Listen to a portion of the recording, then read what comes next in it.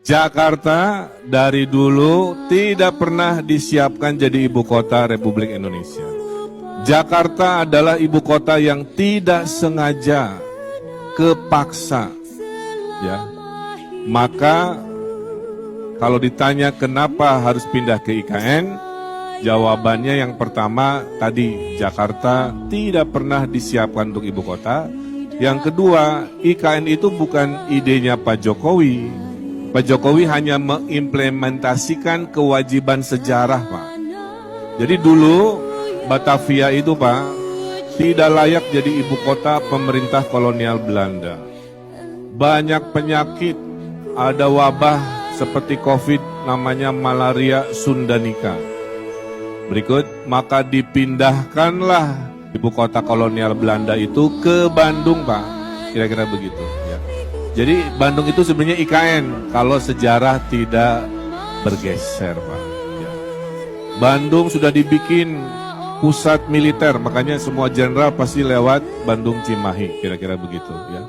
Kementerian Perhubungan sudah pindah, makanya PT KAI di sana dan seterusnya, dan seterusnya. Tapi gagal karena tahun 29 ada depresi besar ekonomi dunia. Dan tahun 42 Jepang datang, maka bubarlah IKN versi pemerintah kolonial Belanda.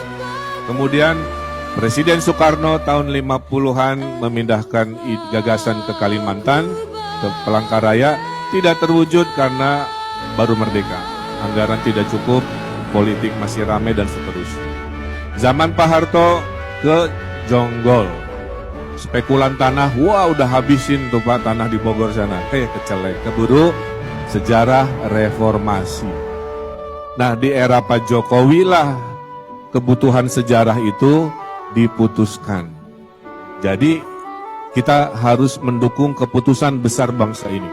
Ya, ini bukan urusan politik-politik praktis lagi, tapi sebuah mimpi besar bangsa yang besar. Kenapa Pak? Karena 1945 kita proklamasi sebagai negara merdeka, 2045 kita akan proklamasi sebagai negara adidaya. Dan negara adidaya itu bernama Indonesia, nomor 4 dunia, harus punya ibu kota sebagai etalase, sebagai wajah bahwa kita bangsa yang maju.